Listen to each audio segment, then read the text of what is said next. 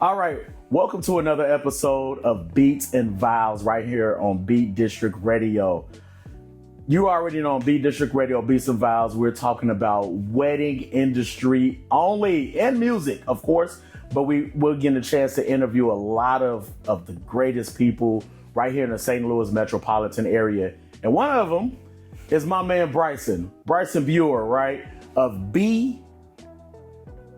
what is it?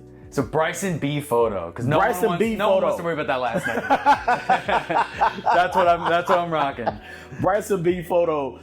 Hey, I met this guy. I would say, Bryson, what thing that really stood out is because what we just said, it's been like a couple years. It's been a couple of years, right? Yeah. We did a wedding over, and it's not Glen. No, Edwardsville. It was Edwardsville, right? Yeah. Beautiful place. Mm-hmm.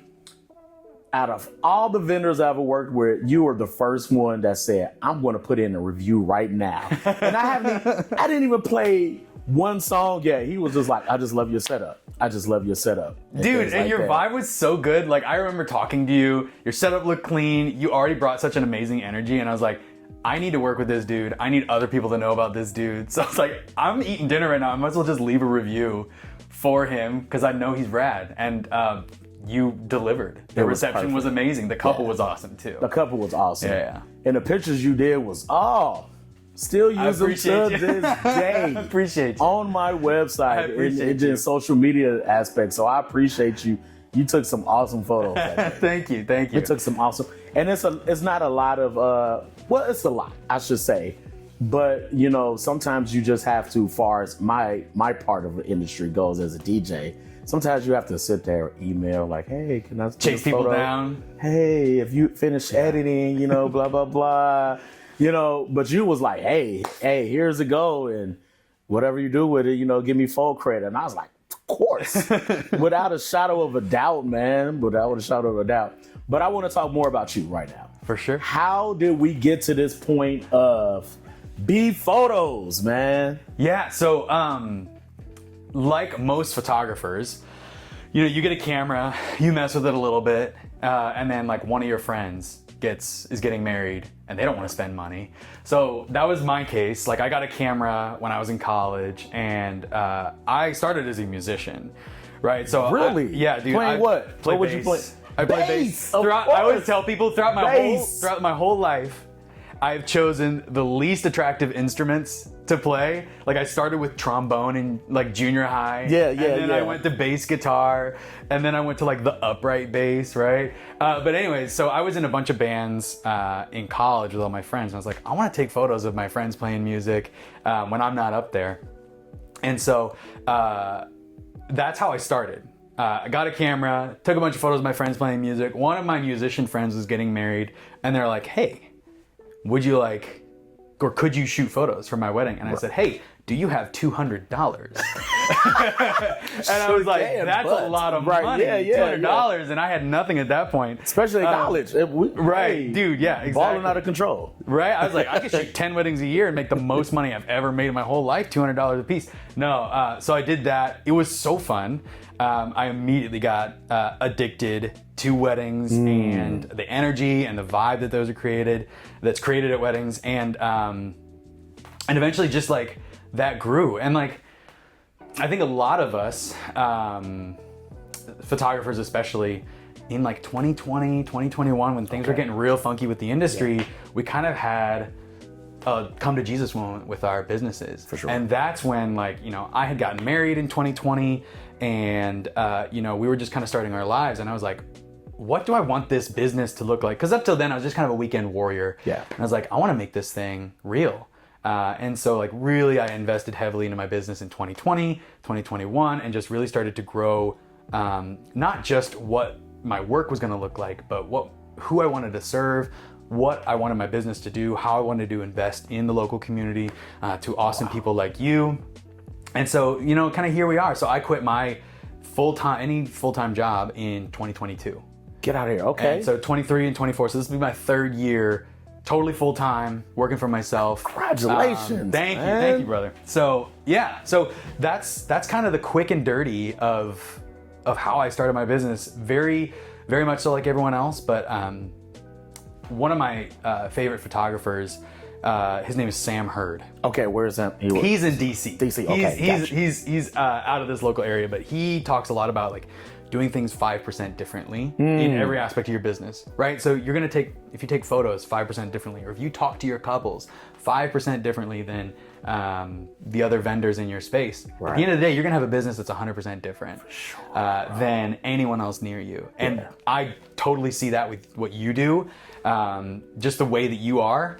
You never want to be number two, right? And so just like, that's something that I've taken into my business, is like, how can I serve people 5% better or 5% differently?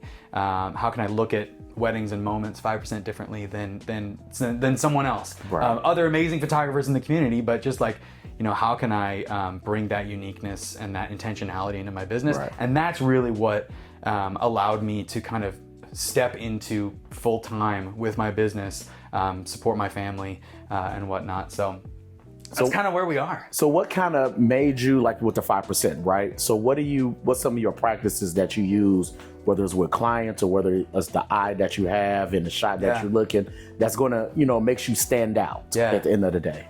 No, I appreciate that question. I think with weddings, it's really easy to fall into a groove because ultimately, like, they all have the same 5 things that happen, right? Like, someone's going to be getting ready in the morning. You're going to have a ceremony. There's going to be family photos in there. Some drunk uncle's going to be missing from family photos. You're going to have to hunt them down like herding puppies. It's gonna happen. Like, it's the exact same. It's going to happen. So it's like so easy to fall into that groove. So it starts, I think, with actually giving a crap about your couples. Facts. And taking each conversation, digging into not just what they want their wedding to look like, not just what the timeline of the day is going to look like, but like, what is their story? What do they care about? Bringing that into the entire experience, customizing their experience based on what they tell you they actually care about. And so that's something that I've brought into my business. On top of, like, I think if you were to look at my photos, I try to make stuff weird, fun, funky, interesting photos. Notice that. I don't want to shoot a venue or take photos at a venue the same way twice. I want each of my couples to have a unique experience, not just with me, but with the end result from their photos. So that's kind of some of the main way. Like, it starts from the very beginning. That first call, that first text that I send to people that inquire with me, that's where it starts, is that 5% different. I think the big thing over the last couple of years that really sets a lot of photographers apart, that I've found myself really enjoying, is getting physical photos in my couple's hands after the wedding. Ooh. Right? Like, the first few years, I started in 2016, right? Right, okay. I didn't worry about printing photos for my couples or helping them design albums or anything like that. And what that resulted in is a bunch of awesome weddings that don't live in the world. Yeah. These photos don't actually exist somewhere outside of someone's phone or computer hard drive or something like that. And so over the last few years, like, actually valuing my couples, their moments enough from my perspective to actually make sure that they are getting something physical at the end of the experience. Yeah. Something that they can hold and cherish for literally generations. That's a total paradigm shift. Yes. Because, like, as a photographer, you start kind of this wedding experience maybe a little bit selfish, right? You're a photographer, you want to take cool photos. And even, like, I'm sure you've experienced that when you first started DJing. You're like, I want everyone to know how amazing of a party I can create. But at some point, as a photographer, you get that first text from a couple that's like, hey, my grandpa just passed away, and these are the last photos of him that we have of him from the wedding. So thank you for doing that. Like, that first text you get immediately changes your perspective on everything that you do. And it creates so much more value in the couple's experience, treating them as individuals, and then ultimately, like, actually getting them physical photos in their hands after the fact, so that they don't have to worry about making sure that their photos, their memories, their family members are immortalized in something physical, living in the world. Yes. So that's, like, we're talking about 5% different. It really is like bleeding into every single thing that you do, the way that you interact with couples, the energy that you bring to the wedding, which like for you, the energy that you bring to a wedding is immaculate. Immaculate vibes. Thank you, bro. And so like, I know that deep at your core, you understand that. And the best wedding vendors understand that, from caterers to DJs to videographers and everything in between. Like, those are the people that I really want to work with. Exactly. And you kind of get that sense for who really has the couple's best intentions on the wedding day and who's just there to serve themselves. For sure. And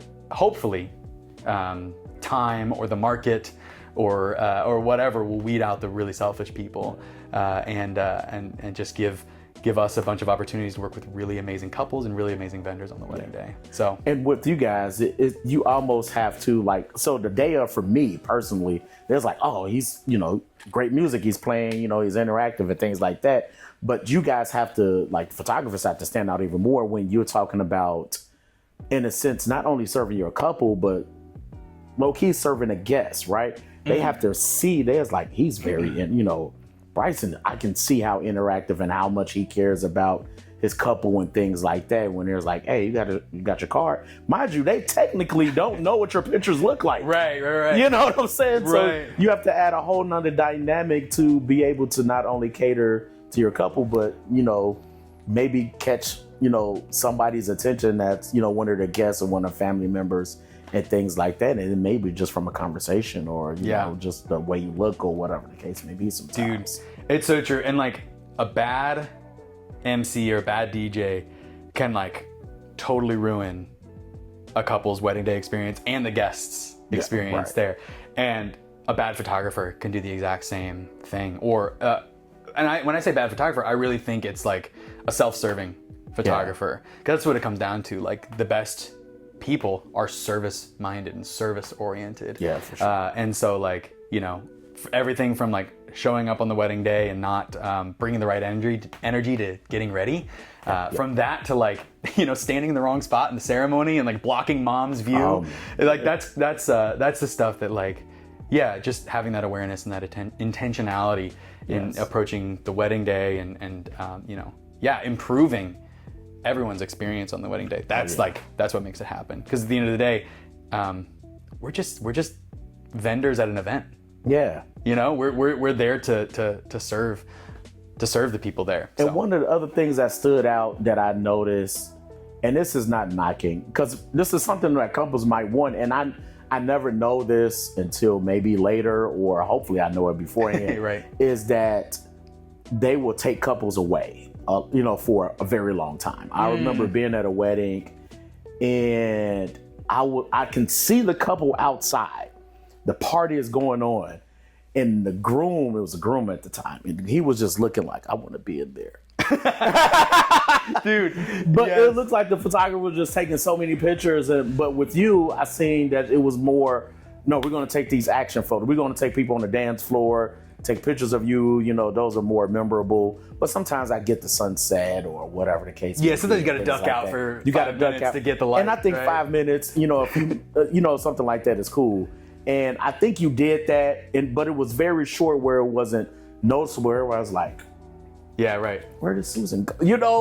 Where did they go? And it's like, oh, they went 10 miles down the road, taking more pictures. It's like, they left the venue. Just left the whole venue. And like, for you, it's just all about communication. Like, if I come up to you and be like, hey, the couple wasn't able to do XYZ at the beginning of the day. In order for them to have the best experience, we got to take them out for like 5 extra minutes. Like, you can vamp, you can vibe with the guests for a little bit longer, but because I looped you into that conversation, then there's no issues. That makes sense. Right? So it's just like communicating, having that foresight, realizing that all these gears are turning on a wedding day to make sure that it works properly.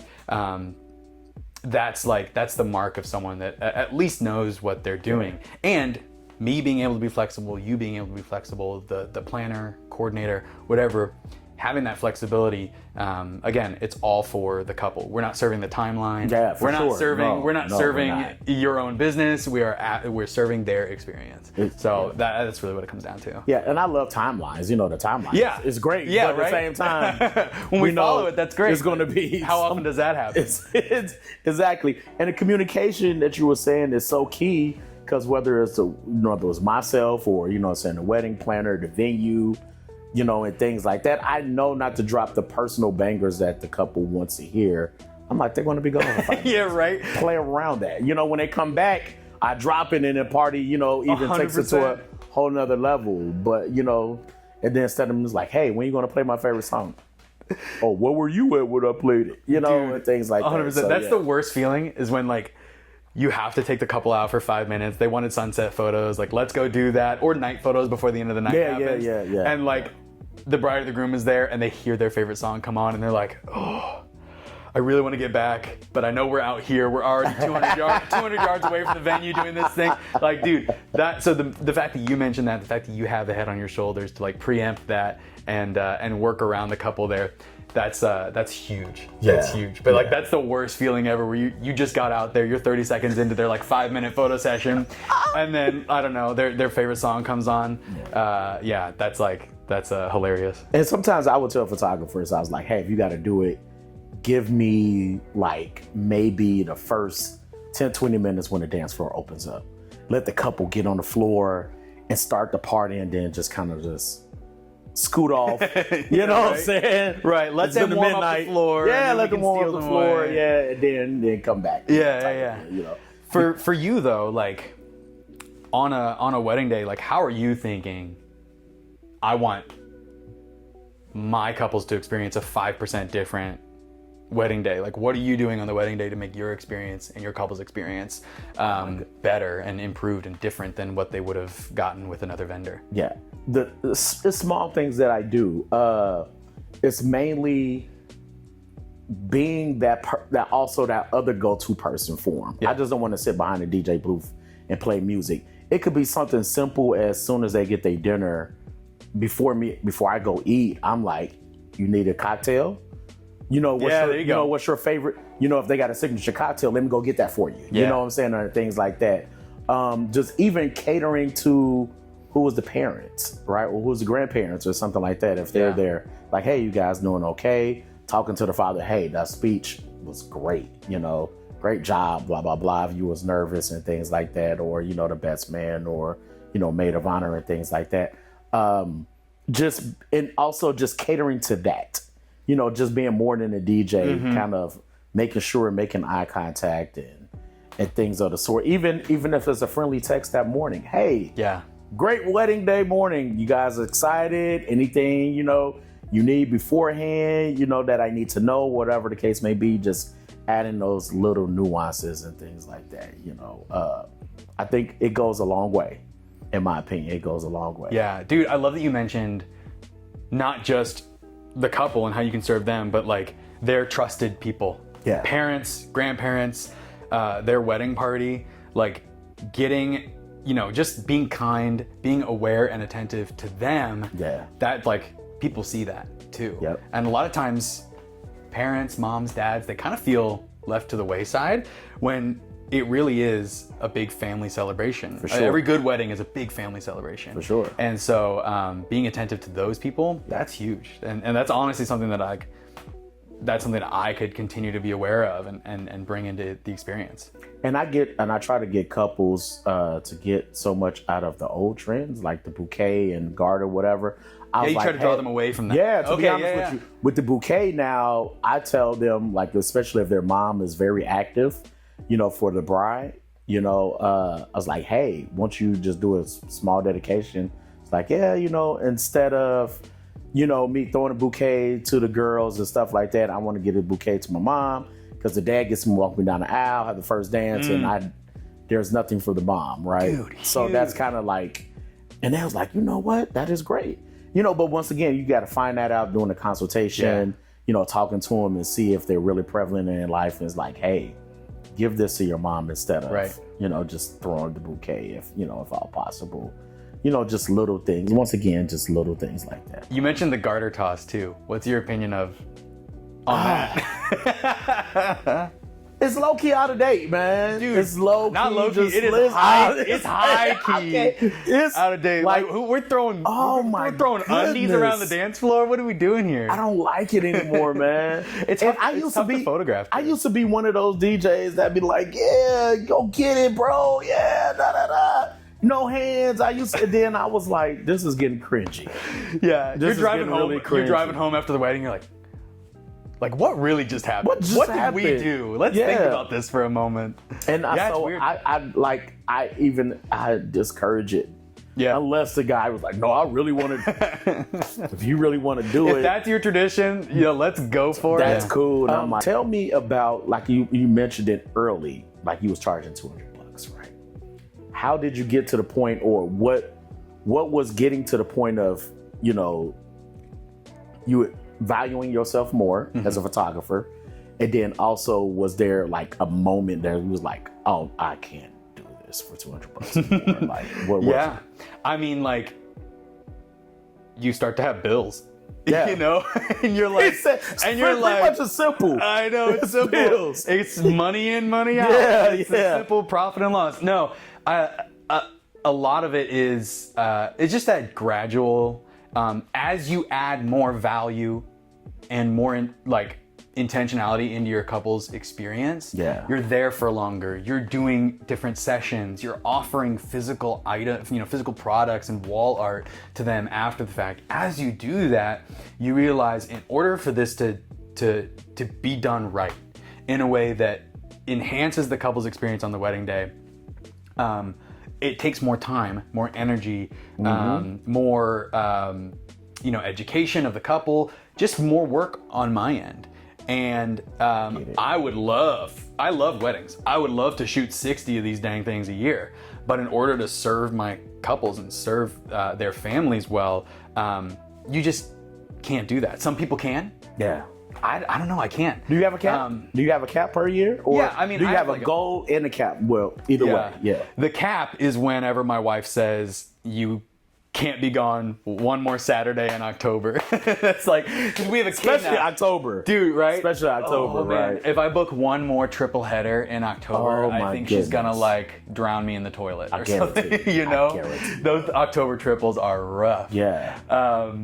But yeah, like my goal, that I can still offer my clients a really good experience, and still photograph as many events as I want. It's probably around that 25, 30 that's a good range. Weddings a year. But I often go over that 25 number. That's why I say 25 to 30. Yeah. I know once I get to 28 or 30, things are getting pretty crazy. Because in this area, you're front loaded, or you're loaded in one portion of the year. September, October, those 2 months are huge. The spring months are obviously huge. And there's going to be a couple travel weddings in there. Last year I was in Montana, I was in Arkansas, I was in Pittsburgh.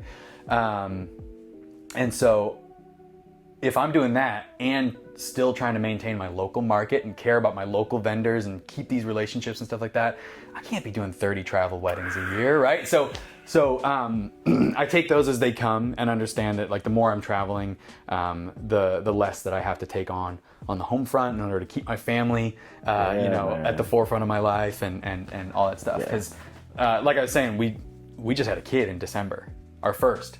Oh, congratulations. I don't think I know that. Thank you. I'm not following you enough, B. That's okay. I'm not following you enough to know this, man. Deluge of information. Oh my goodness, congratulations. So, thank you, sir. Boy, girl? It's a boy. It's a boy. Yeah. Name. He's awesome. His name's August. August. Yeah, he's the best. I love it, man. So, yeah, that changes things too. Yeah. I need to look at how is my business going to continue to serve my life? Yeah. In 5 years, in 10 years, when he's older and running around. So that's another thing when you're talking about charging livable rates for yourself. Yes. It's not just I was joking about, you get bills and that's how you need to start charging more. But it's you have, again, these paradigm shifts in your business. Yep. You grow roots in a local community, you have a kid or something like that. And then suddenly your priorities shift. Yeah. And you got to figure out like, I can't keep continuing to only charge $1,500, $2,000 for a wedding, and continue to provide an excellent service that still serves my life as well. Because, and what I found out, oh my goodness, I thought our stuff was expensive. Your lenses by itself, there's like the camera, this is the toy. You know what I'm saying? Right. The lenses is a hierarchy of it all. When I found out how much these lenses are, I'm like, give them all the money that they asked for, please. Please. Give them everything they asked for. These lenses are crazy. Dude, I think if I would like bring up all the equipment that I have insured for my business, like one of my cameras is worth more than like the first 2 cars that I bought for myself when I was like 16, right? It's like, oh my goodness. Yeah. So, I do some video work as well. Oh, yeah. So we're bringing 6 cameras on a wedding day. We're bringing 10 different lenses, audio, lights, all that stuff. So like, it gets away from you quick. It gets away from you quick. So yeah, and I think the biggest thing is like working with a mentor. That's the thing that gives you the ultimate perspective. Yes. Someone that's done it for dozens of years, and knows what the cap is, knows how your work can fit into what couples are investing in your local market. That's the big thing, is, doing some coaching with someone and then looking at your portfolio and being like, your work is here, your experience is here. You need to raise your prices and serve these couples better. Yes. Right? Because you already have to to be able to win in this industry, you have to be great. You already have to be a master of your craft. You cannot be learning and in process on someone's actual wedding day. So you have to be amazing. Yeah. That's the baseline. Then from there, you have to have a great experience. You have to provide high quality service, and so that's why weddings are expensive. It's because it's a one-time thing, and people that are good at it are really good at it, and they've done a ton of them. Like, how many weddings have you set up set up your DJ booth at? Oh my goodness, it's countless at this point. Right. I don't even know. Right, like you lose count. Like you lose count. Yeah. And you almost have to, like you said, a triple header. Once again, how are you going to provide Sarah on Friday, Jim on Saturday, and Tim on Sunday, with different experiences, but still with the same level of energy that you came in with on Friday? Caffeine. That's how it is. Just like, don't worry about sleep. Yeah. I get home from a wedding and I still have an hour and a half of work to do. Yeah. I get home from a wedding, I gotta plug in cards, I gotta charge batteries, I gotta make sure all of my photos are backed up in 5 different places, so that my couple's work is safe. Yes. So it's like all that little stuff that you don't think about, on top of 30 minutes to an hour drive home, depending on where the venue is. Yeah. Exactly. So if I leave a wedding at 11, I'm not going to bed till 1. What do you think? You're leaving do you think certain things are hurting the industry now, as far as on the photographer side? I think the thing that, because weddings have changed. Like, I was just at a wedding show at Innsbruck, out in Innsbruck Resort, and I was just at a wedding show there, and I'm talking to couples, I'm talking to parents of these couples, and when I'm chatting up with the parents, and they're like, I'm asking them what they're excited about, they're like, my wedding didn't look like this. We didn't have these awesome venues. We got married in a church, and then we had a reception at the VFW, the KC Hall. We had cupcakes and punch, and we were out of there by 3 p.m. Yeah. And so weddings have changed, and that's amazing, because the parties are bigger. They're so much more fun. Mm-hmm. I think they're so much more meaningful if couples do it right. And when I say do it right, it truly means like having the day that they want and is within their means. So like the thing that's hurting couples, I think, is comparison. Is comparing themselves to their friend's wedding or the wedding they see on Instagram. They see all these couples on Instagram or any social media, and they're wanting to, they don't know what that couple invested. They don't know what weather that couple had on their wedding day. And so the best weddings, and I think the weddings that are the most impactful, are weddings where the people in the couple's life are prioritized. Come on now. My buddy Tom Waldenberg, out of Raleigh, North Carolina. Okay. He's a photographer, but Side note, North Carolina is killing the wedding industry. I know, dude. Weddings They're are like gorgeous the there. pinnacle. I know. I follow, and it's not knocking any DJs that's in this area, but a lot of DJs follow. It's either Carolinas or Jersey. Yeah. I follow DC a lot of them. as well. DC. Like, DC. I follow them great. because they're like, but usually by the time it get to us, there's like, we've been doing this 5 years ago. Yeah, It's like, right. oh, I didn't know that. Right. So you gotta follow them to figure it out, and things like that. Yeah. But yeah. No, he's Tom always said, and I love this, and I'll steal this probably from him. But he says the best weddings, or he says that every wedding is a family photo shoot, right? Every wedding is a family celebration. Okay. Yep. And so when couples in their day, their experience, they allow themselves to be present with their family or friends. Some people don't have good family situations, but they got people in their lives that they want to celebrate with. Like, the best weddings are when couples allow their people to be prioritized. Yeah. That makes the dance floor fuller. That makes the photos more real. The allowing themselves to have moments with each other, to laugh, to cry, to absolutely leave it all on the dance floor. Yeah, man. That's the best. The worst is when you're worried about checking off boxes, checking off a shot list. When you're worried about coming away with the final product as opposed to letting your wedding unfold and having it be a celebration of the people in your life and the people that brought you to this point, and a celebration of you two as a couple and what makes you unique. Those are the best days. Yes. Those are the best days. I get it. And yeah, like, those days result in the most crowded dance floors. Those days result in, even just the getting ready portion of the day, that's just a total blast. Yeah. People are listening to music that they want to listen to. They're slamming mimosas. That's great. So, and I love big weddings. I love multi-day weddings. Give me those 500-person weddings, but don't do it if it's not you. That's like that's the whole thing. Don't do it if it's not you. Yeah. Don't feel pressured by. Weddings are weird because, like, you've got grandparents and parents investing maybe some cash into the wedding, and so you get those like internal family politics, and so that's hard to navigate. So I do not blame couples for ending up with something that maybe they didn't think it was going to look like in the first place. But as long as you allow yourselves to be present, to give yourself time actually on the wedding day to hang out with people. Yeah. So it's not just running around. You're taking photos. You're taking structured photos throughout the entire day. Or spending 50% of the reception doing games. That's as long as you allow yourselves to get to a point where you can enjoy that wedding day, then that's what's going to make your day a success and your investment worth it. Now, which do you prefer?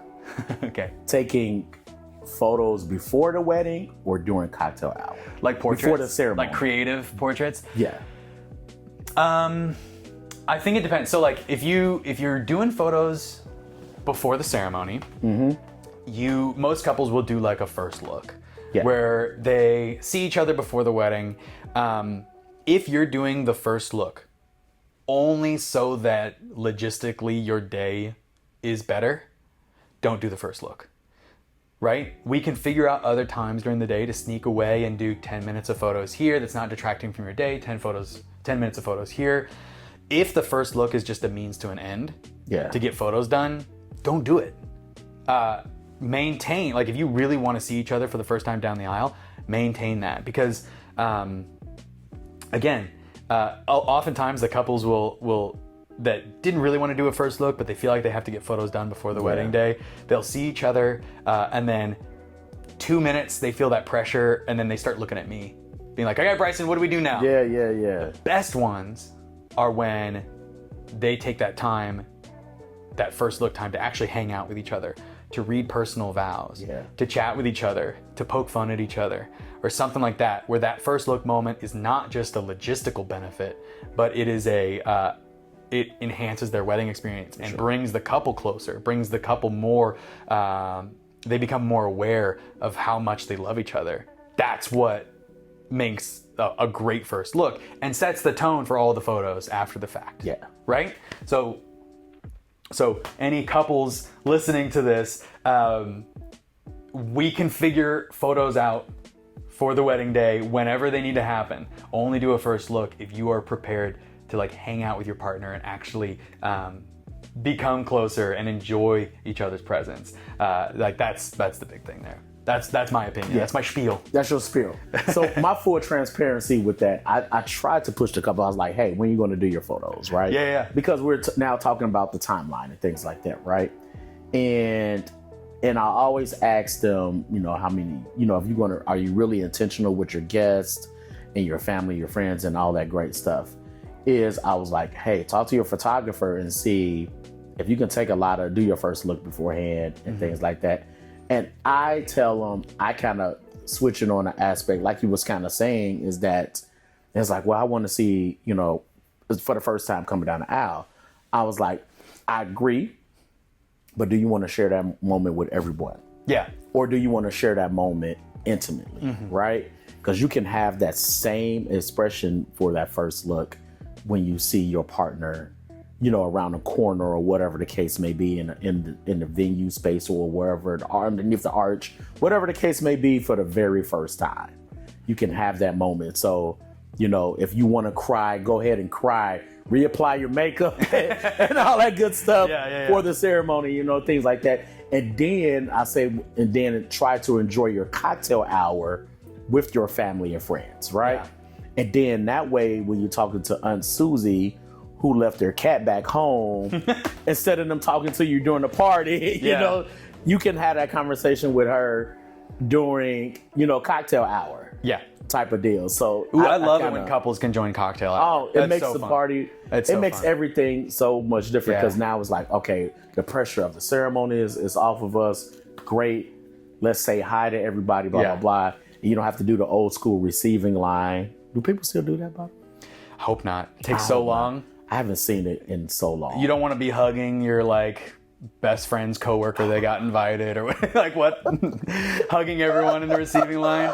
If you have a small wedding and you're 30 people there and every single person, let's do it. But you got a 200-person wedding, you're dismissing people by rows. Be prepared to be hugging random people for 45 minutes. That was a great thing about COVID. I think it stopped it. No one wanted to I think it stopped it. Everybody's like, let's once again, let's get rid of this. Right. That's another one out. Let's cut that. We don't need to be swapping fluids with random people. And even as a guest, I was like, I don't even know this person.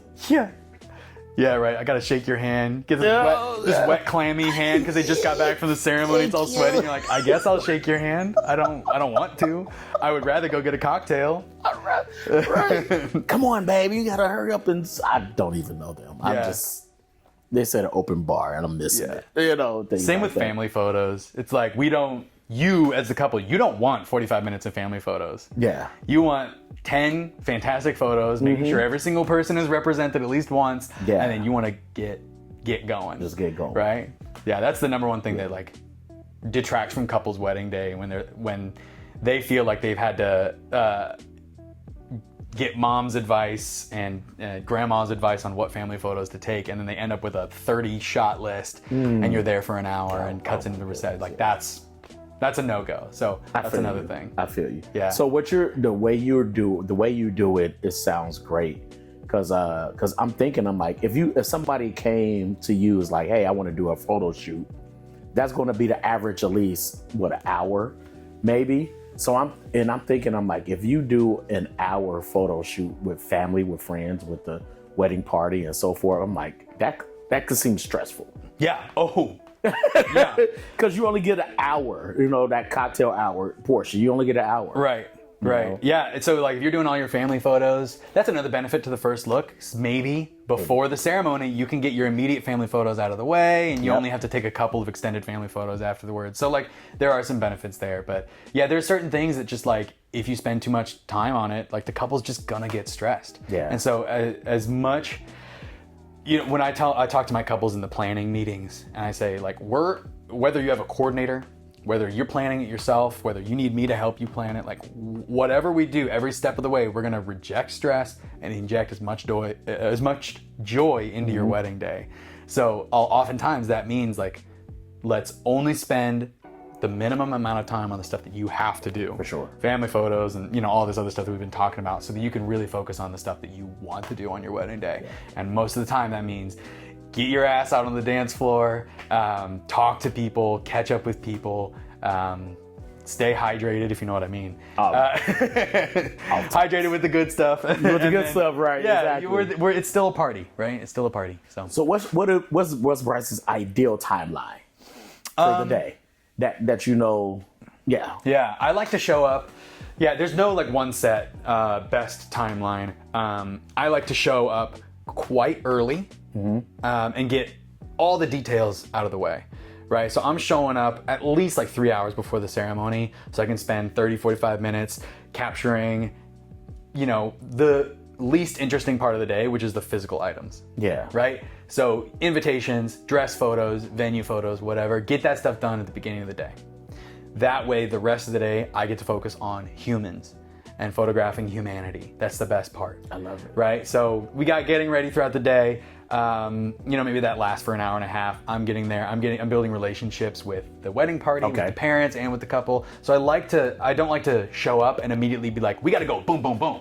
Show up and immediately dress has got to be on, right? No, I want to allow you guys to create a space, get comfortable with me, with how I shoot, because I also like to get close to my couples and to those moments. And so I'm not sticking back, like, you know, halfway across the venue with a telephoto lens.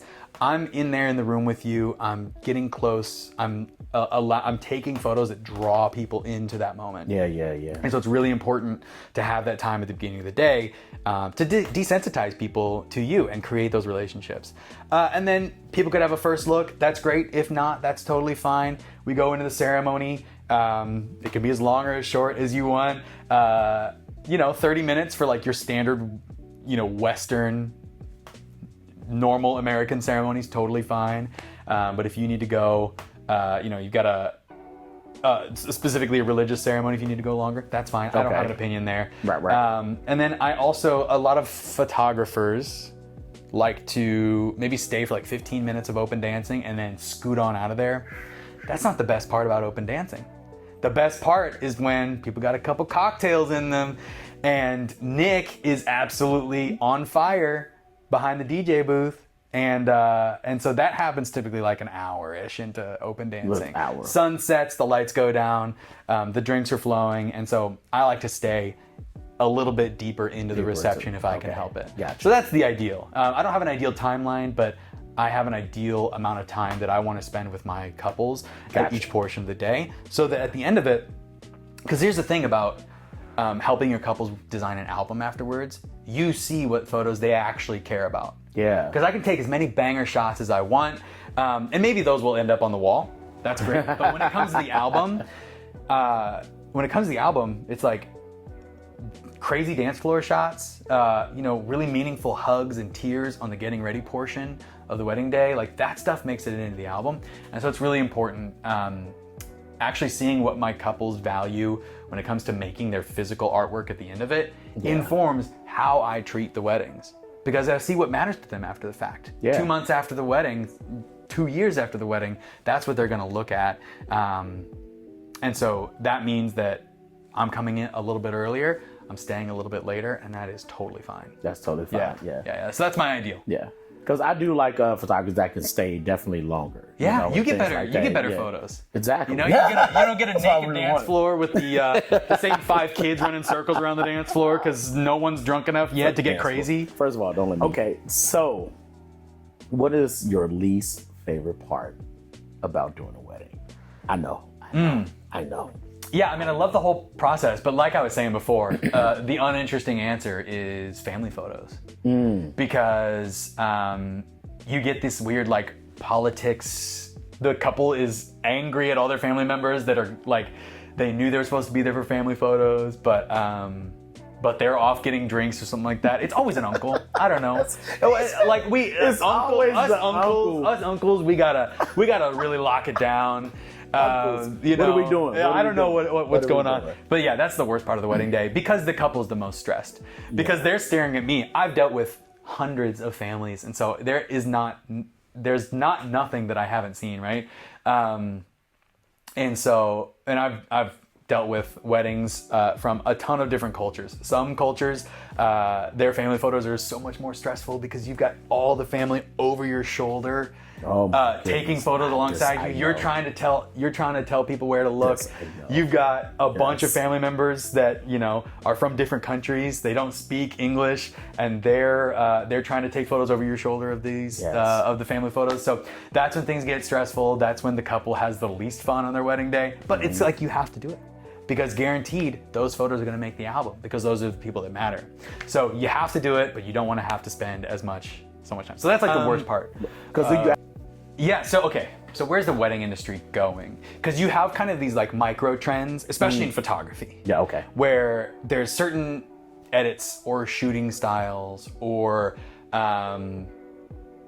ways of taking a photo, techniques that come into trend. Yeah. People can make a lot of money off of those for a couple of years, and then 5 years down the road, they're left with their entire style is an old trend, you know? And so if you are any level aware of like the photography trends right now, you've got motion blur in photos, you've got direct flash, you've got a lot of portrait orientation photos, Dutch tilt, which means like the horizon is kind of tilted or off axis. You've got certain editing styles that are, you know, more film emulation, which that goes in and out of style. But yeah, so like these are a lot of the, like, if you're trying to distill down what photographers are talking about that are trends in photography, those are what pop up most commonly in the conversation. But those are micro trends. They'll be gone in a little bit. And I've said this a lot. I think the trend is a lot of people in my generation and younger are kind of so desensitized to all of the pomp and circumstance that comes with a wedding. And they're turned off by a lot of the things that we were talking about before, like the garter toss or the bouquet toss. Some of those things are, it's like, why are we doing this? Why is this a tradition that we are maintaining on our wedding day? Sure. So I think couples are not necessarily scaling back their wedding day, but reorienting their perspective and what they want out of their wedding day. So there's trends. The Knot or Wedding Wire will give you a blog at the beginning of the year, 2025 trends that you need to look for. Screw all of that. That does not matter. They're just telling you, they're just selling you something. Yeah. At the end of the day, I think the trend is the couples that have the best experience on their wedding days hire really good vendors. They are scaling the wedding day to what they can afford and what they actually want out of the wedding day. Yeah. And they're creating time to be with their people. So, I think the best, like, I would rather shoot a 20-person garden party style wedding with a reception under a tent. I would rather shoot those where every single person is having an absolute blast of a time than, you know, a 300-person wedding that is just timeline. Because the work is more meaningful.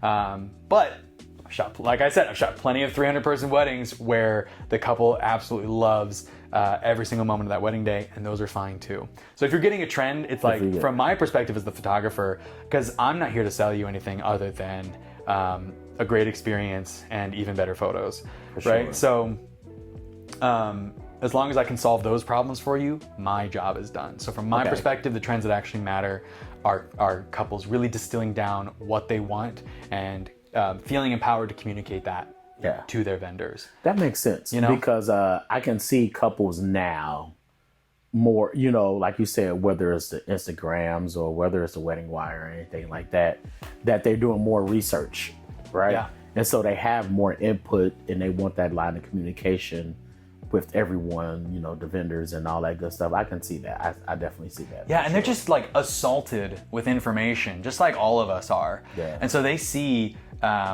what the feeds are pushing. They see 2025 wedding trends that people are telling them. And it's up to them to determine whether they want to listen to those and kind of maintain I guess, the status quo, what people are telling them are the trends for 2025, or are they going to say, I like that, I'm going to do something just a little bit different? My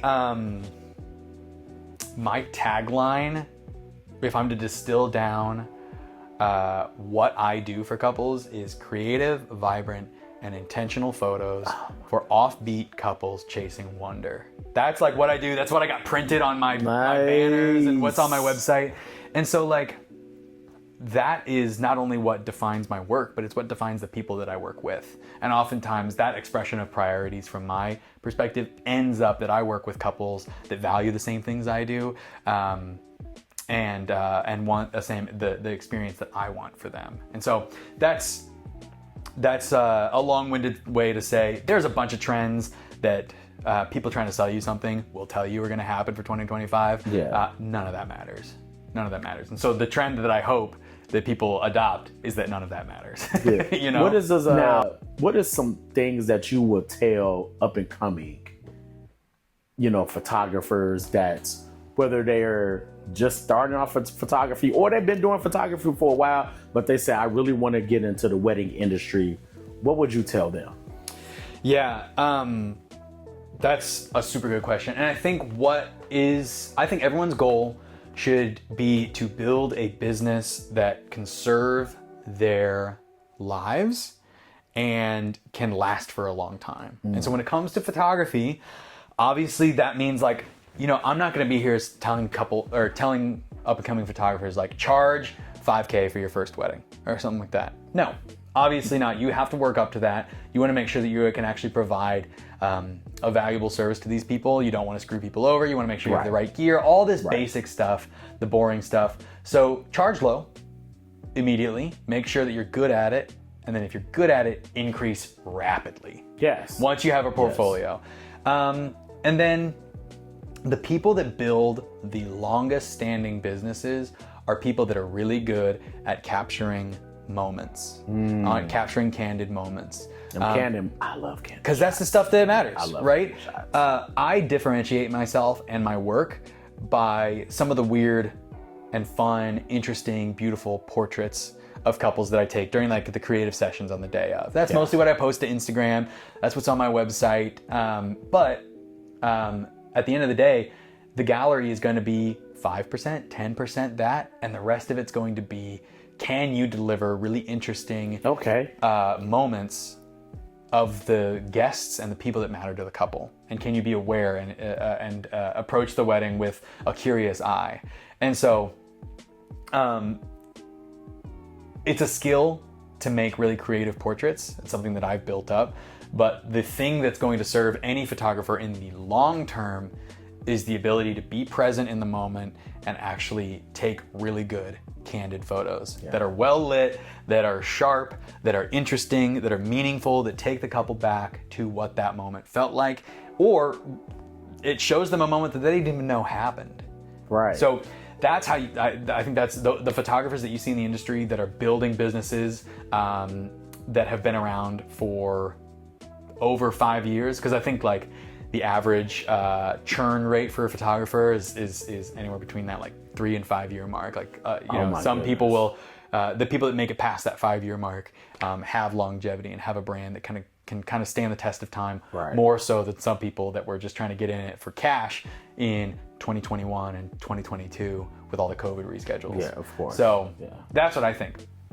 Are you really good, and can you capture moments really well? If so, then that's when you can start increasing your prices, so you can charge a livable wage, and stop commenting on Facebook posts saying, I'll shoot your wedding for $300.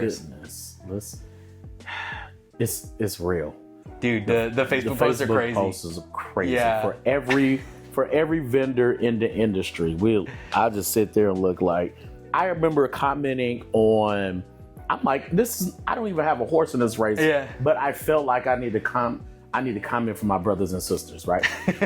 And as a photographer, somebody's like, I'm looking for a photographer. And to me, it was an egregious low amount. Oh, yeah.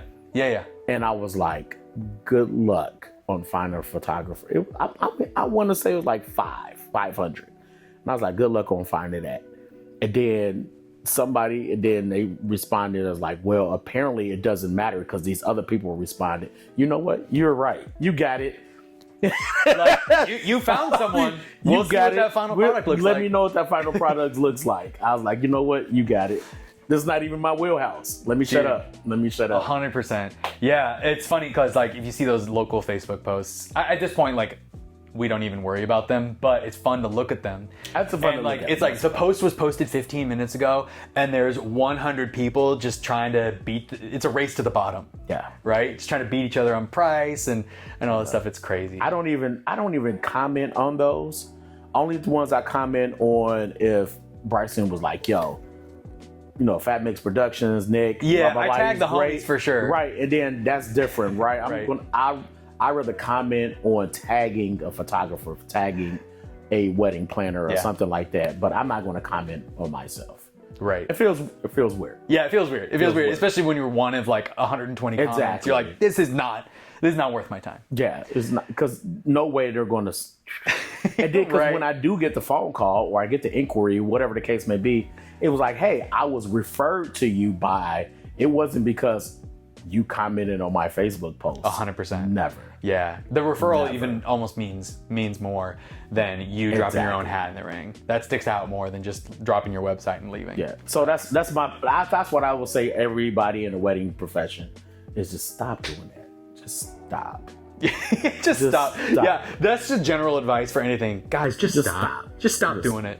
Whatever it is, just stop. You posting, oh, I take awesome photos and you show these photos on this, that, and third. Once again, we don't know if it's yours. It could be clickbait. It could be stole Bryson's photos off his website.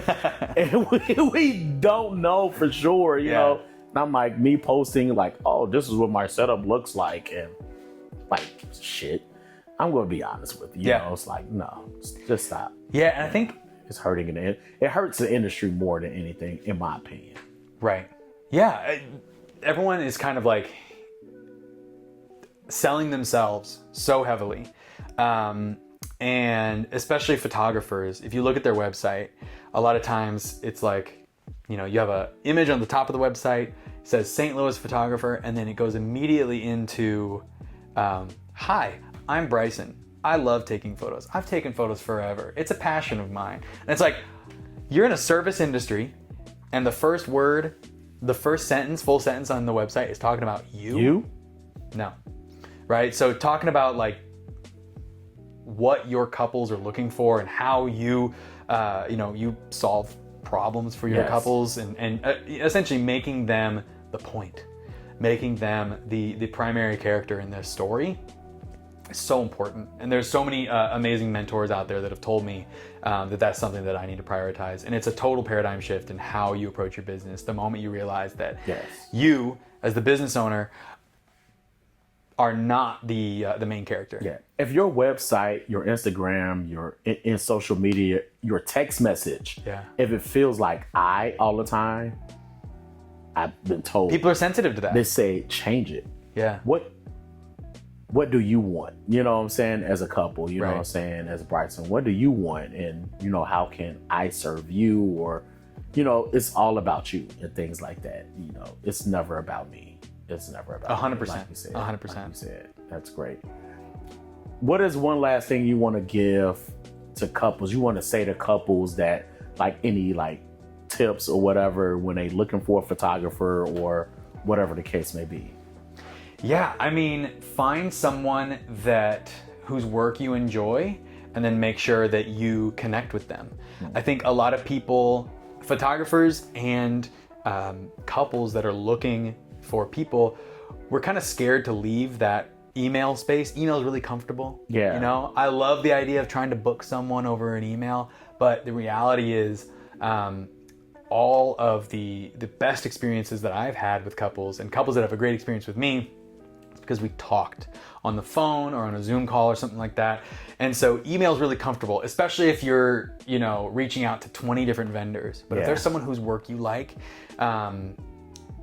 try and actually talk to them, ask them questions, and make sure that they care about you and your wedding day, that you're not just another number on their revenue sheet.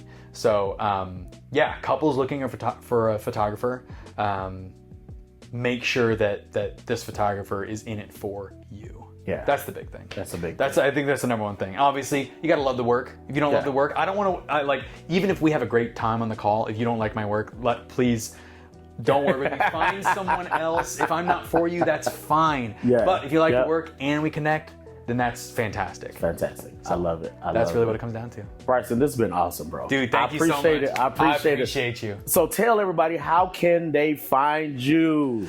I mean, Instagram, Bryson Buehrer, website, brysonbphoto.com. I'm on LinkedIn, but please, I'm not doing much over there. Instagram, Facebook, TikTok, it's all Bryson Buehrer. You can find me there. No OnlyFans? No, I'm joking. Yeah, I got for sure. OnlyFans, but it's my feet. I don't know if you're into that. They're really hairy. I got like Hobbit feet, like from Lord of the Rings. But if you're into that, find me on OnlyFans. I love it. It was a pleasure, man. I can't wait to do this again. Absolutely. We need to work together soon. I know, as much as possible. Soon. Hire us. Yes, together. Right. It's a combo here, man. All right, thank you so definitely much, a pleasure. But thank you for tuning in once again to Beats and Vows right here on Beat District Radio, where we're bringing an experience to you in your wedding. So until next time, between time, music is life, life is music. Peace.